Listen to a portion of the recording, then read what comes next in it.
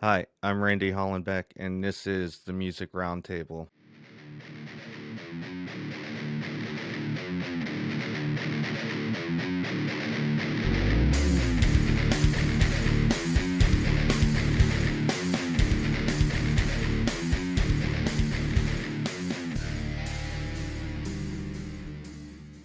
Today on the show, we have country artist Cody Weaver. Hey Randy, how are you, man? Them big cities get too damn loud. I can't hear myself thinking a big old crowd. But we do things differently way out here, where the trees can sing and the water's clear. Yeah, it sounds way different out where I'm from. So roll the windows down and turn it up. It's a southern noise. It's a rebel yell. It's those country boys and them honey bells make a southern noise, y'all. I just wanted to dig into some of your history, how you started out. I think I was about 8 years old when I first started playing any kind of music. My parents made me take piano lessons for a little while, and I fought them on it because I wanted to play guitar the whole time. Um, but they forced me to take piano lessons for a little bit before I got guitar lessons. But my dad and I were watching the Stevie Ray Vaughan pay-per-view special. It was back in like 97, 98. Um, and After watching that, I was like, there's nothing else I want to do. I want to play guitar. And I took all my birthday money and 4-H money and savings and had my dad take me to the pawn shop the next day and bought a little $80 guitar and started picking on it. I'm not really formally trained as a musician. I don't know a whole lot. I don't consider myself a very good guitarist, but I can play a tune, and my passion switched from playing guitar to songwriting once I was a teenager. So What was the first song you learned how to play on guitar? Or was it just like you just started playing originals? no, when I was younger, I was real involved in church. So probably the first 10 years of me playing music was in church bands or just doing like worship service stuff. So I learned a lot of hymns and a lot of worship songs. A lot of Chris Tomlin stuff and David Crowder stuff like that. So once I was like 18, 19 years old, I started saying, all right, I don't want to play this anymore. I want to play country music. So I left the church band and said, I'm gonna start songwriting. And did you start playing out like solo first, or did you form a band? Yeah, and I did different projects on and off. Didn't really take it, super seriously. It was just a hobby, and I played for a couple of little bands. I played guitar for a band. I played bass for a band for like 7 years, and one day I just like started playing my own stuff. I went to a couple open mics. It was starting to go good, and started wanting to do my own thing and songwrite, perform my own songs. So I started playing the bars around Fort Myers and stuff like that. All the little honky tonks, LJ's, the Shores. I'm sure they'll be happy to hear me give them a shout out. It's been a while since I've been in there, but I cut my teeth in there, and playing those gigs, and then stuff started taking off for me. I got the opportunity to go to Nashville 4 years ago now, maybe 5 years ago, and cut my first two songs, which was Heavy Load and Might Be My Buck, that was a totally new world and experience for me. I didn't sing those songs in the correct key or anything. Like, we still released them, and those were my first things we put out, but I was so green to the studio world that I had no idea what I was doing, and I still don't. I mean, we're learning a lot every time we hit the studio, but that really put me on track once I got a taste for recording originals, and I started getting a couple of shows coming up, and I said, I got to get a band. I got some of my boys together, and we put together a kick-ass band, and we do a really cool blend of rock and roll and country, and some of our stuff's super traditional, and some of our stuff is pretty much metal. So it's fun. I mean, it's a good time. So we've been playing together now, me and the band, for 2.5 years. And did you just put an ad out, or did you know people to form the band? Yeah, most of the guys I knew already. I'd played music with them in the past, with different projects, and so as it came along where I needed a band, I said, "Hey, you guys want to be my band?" And it worked out. We've been through a couple of members. We've been through a couple of guitarists, and we've been through two bass players, but we got everybody on track right now, and it's a great group of guys that are really passionate about being creative, and you know, regardless of where money and fame could or could not take us in music, we get together in here. This is my studio that I built, and this is where we get together and we write and record and jam out, and that's that's the way it goes. So you just record right there. You don't go outside to any other studios. For release, we cut all our roughs in here, and we demo in here and stuff like that. We do all our writes in here. But no, whenever we go to get something professionally, I'm none of us are professional at the recording aspect, working the computer. So,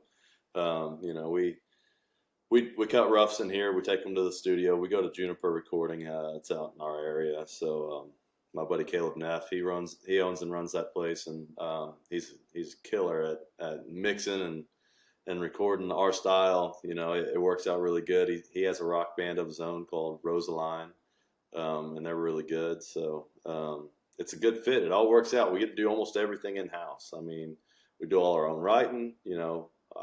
I hardly ever use session guys. When I do, it's for something that I don't have in my band full time. Like fiddle or steel guitar, which I wish I had full time. But right now it's me. I got two guitarists, Jared and Joe, my bass player Luke, and drummer Gaucho. Gaucho's his nickname because he's an Argentinian cowboy. So his real name's Noel, but we call him Gaucho. And then my wife Brittany, she sings backup for us too. What have you been doing this past year with like the lockdown and pandemic? Have you been able to play out, or have you been like recording new music? We only played a handful of shows last year. We were able to write and record and release the Southern Noise EP. All that was done last year. I also wrote a few more songs that we recently cut that'll be ready for release later this year. And then we worked on this studio. This has been a 2-year project. I just finished back in February, so this is still new to us. So we took the downtime to build this, to do a bunch of writing, figure out our sound a little more, and we try to play shows. But if they don't come, they don't come. It is what it is. Not, the good thing about my band is we all have professional jobs outside of this, and we would love to one day be able to stop doing that and just play music for a living. But right now it's great because we're able to just do this as a hobby and not have the stress of when's the next show, because we got to pay bills.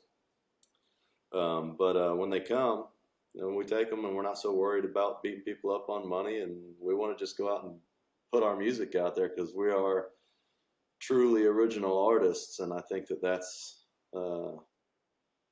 getting harder and harder to find in this genre. The way I got a hold of you was I interviewed Brian Paul from MVK, and he said reach out to some of his artists, and so I went down the list, and I listened to different music that they had, and I was like, okay, uh, you were one of them, and so I downloaded your CD, and I was like, this is really good, and I'm not like in the country genre type of person. So for me to even like that and like almost the whole CD was something rare to happen. Yeah, man. I mean, we try to stick true to a real sound, and we don't have a whole lot of over processing stuff going on. We don't chase after the Nashville fads and the pop country and all that. I mean, it's got a place, but we like our country rocking, and that's how we ride it. Yeah, everybody's got one of them things that helps to get them by. You can call it what you want, just don't call it advice. You don't like what I'm doing, and you say that I should quit. Why don't you just mind your own business and watch out where I spit? You might drink a little whiskey, might sip red wine. You might smoke the good green grass just to try and free your mind. We've all got habits, but I try to live right. I cope with Copenhagen and I'm by my head at night. The Southern Noise song, it reminds me of like a bluesy rocker, kind of like I don't know if you even know this band, but Great White. Have you ever heard of them? And but it sounds like something they would do like back in the day. Just the music in general.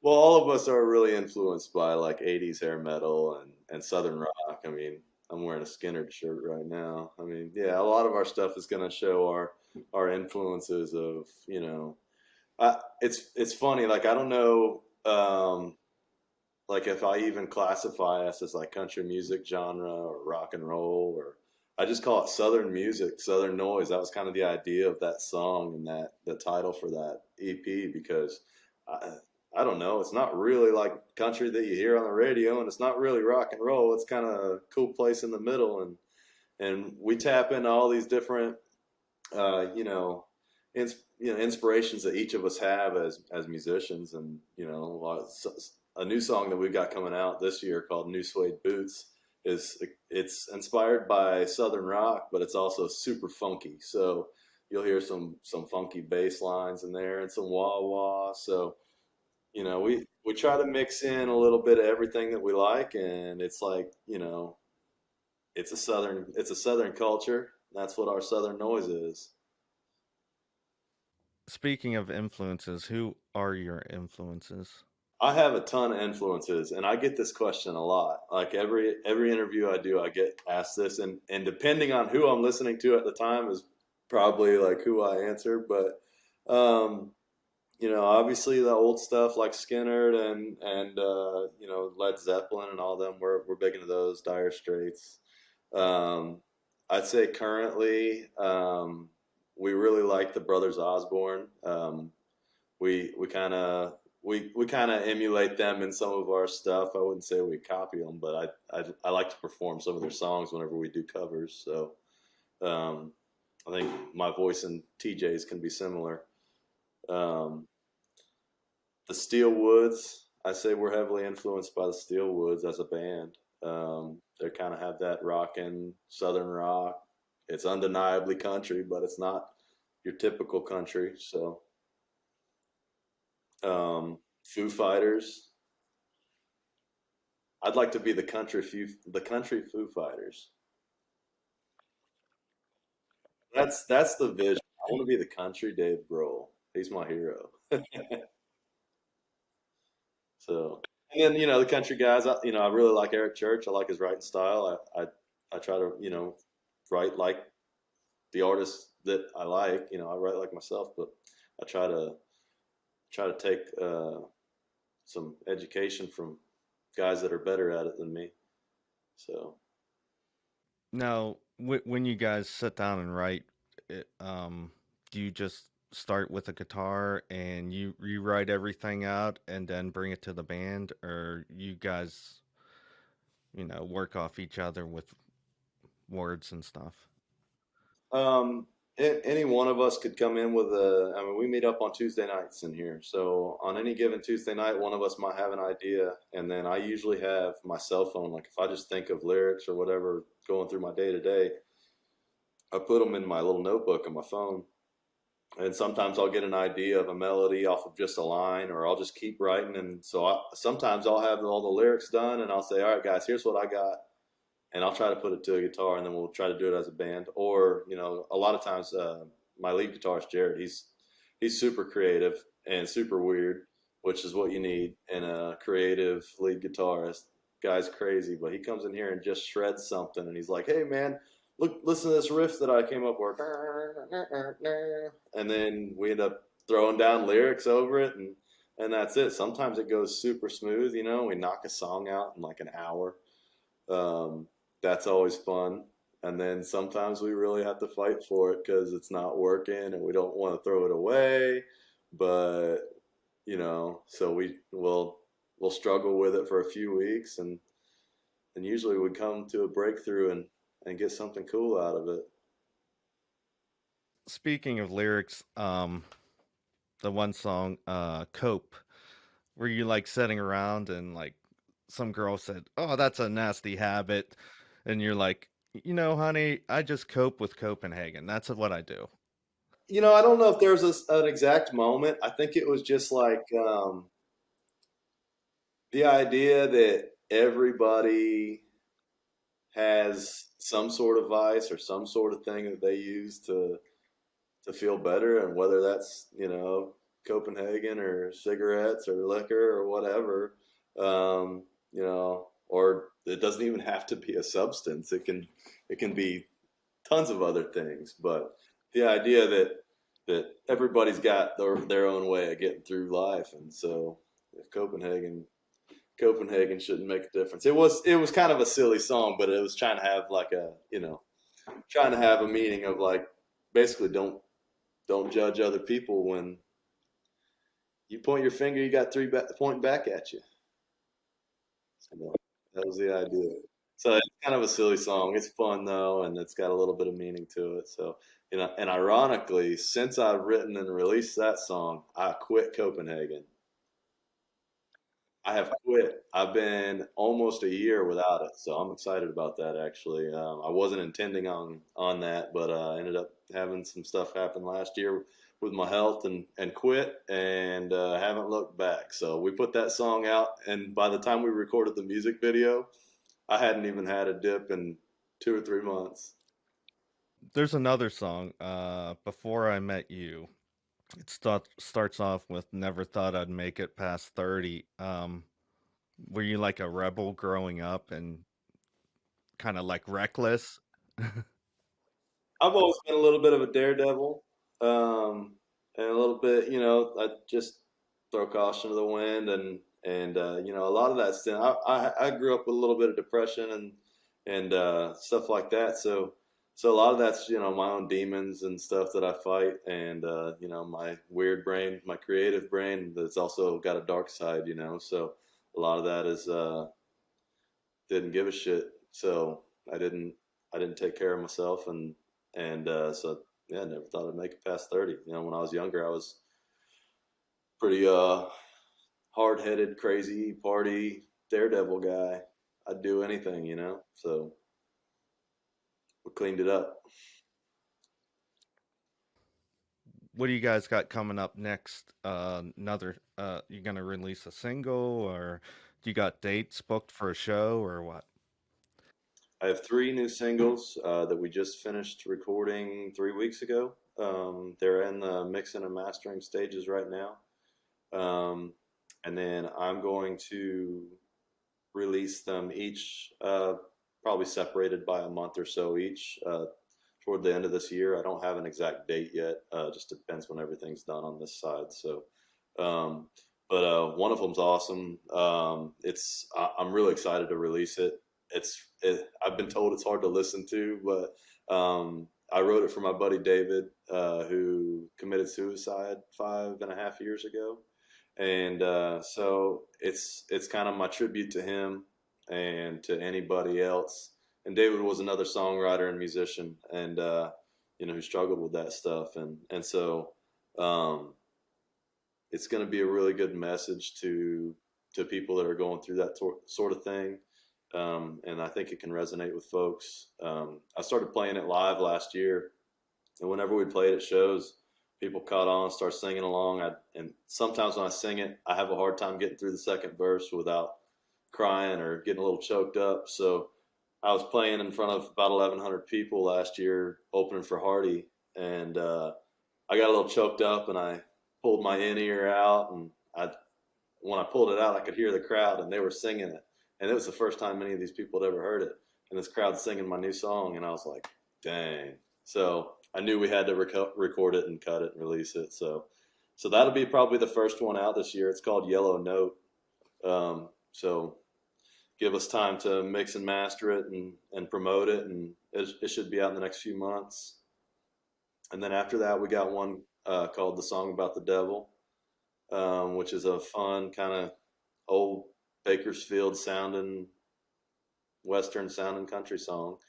And then the other one, New Suede Boots, it's kind of funky and rocking. So those three will be coming out this year. We're probably going to do a music video for at least one of them. As far as shows go, I don't have a whole lot on the horizon right now. And I'm kind of at the point where like I don't care anymore. It's not that I don't care. I want to keep playing shows, but I can keep stressing about, oh, where are these shows? But I just got to put my energy somewhere else until they're there. I mean, we just keep creating, and then when everything really is back to full throttle, then we'll be able to jump right back in, I think. So we're taking this time to be able to build up a little bit of a following, get some people on board with our project, and hear what we've got. So it's okay not to have a whole lot of shows right now for me. Well, this way you could focus on writing more songs and getting your craft down and everything. And like we said earlier, it does.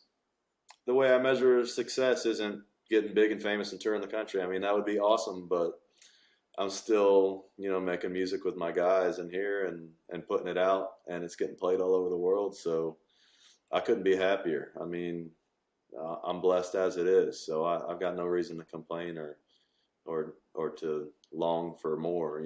I'm going to keep hustling, but I'm grateful for what we've got. You have some of your songs played on the radio or satellite radio or anything like that? Yeah, we're on a couple of different internet radio stations. We're on Radio 9 West in Brazil. I'm on KB Country Radio in Ontario. I'm on a couple of different radio stations in Europe, one in France, one in the UK. And I feel really bad because I don't remember the name of it, but there's a station in Oklahoma that's playing us right now. And then, yeah, we're on a couple of Spotify stations, Pandora, iTunes, all that. So, How do we get a hold of you guys? Facebook, Twitter, Instagram? Facebook, Twitter, Instagram, all three of them at Cody Weaver Music, and you'll find me there. And then Snapchat, if you guys want to keep up with my day-to-day shenanigans, is Mr. Cody Weaver. And you can check out my website, CodyWeaverOfficial.com. We got merch. There's a newsletter you can sign up for. We do a little bit of exclusive content, which I've been kind of slacking on lately. But for anybody listening, we got one coming soon. So, yeah, so they can reach me on Facebook, Instagram, Twitter. I like Twitter. I try to stick to Twitter. Instagram and Facebook is a lot for me, but I like Twitter. Is there anything else you'd like to add before we go here? Yeah, I want to thank anybody that takes the time to check out our music. Just know everything that we do is organic, and we're all self-produced. We write our own music. We do everything. Everything that you get from the Cody Weaver Band is real, and it's just a group of guys that are buddies getting together in my pole barn studio to make badass music. So, there's really nothing else behind it other than a pure passion project. And I'd be forever grateful for everybody to go check it out and have an open mind. It's a little different, and maybe you'll like it. Never thought I'd make it past 30. 'Cause guys like me would never learn. And we don't stop when it starts hurting.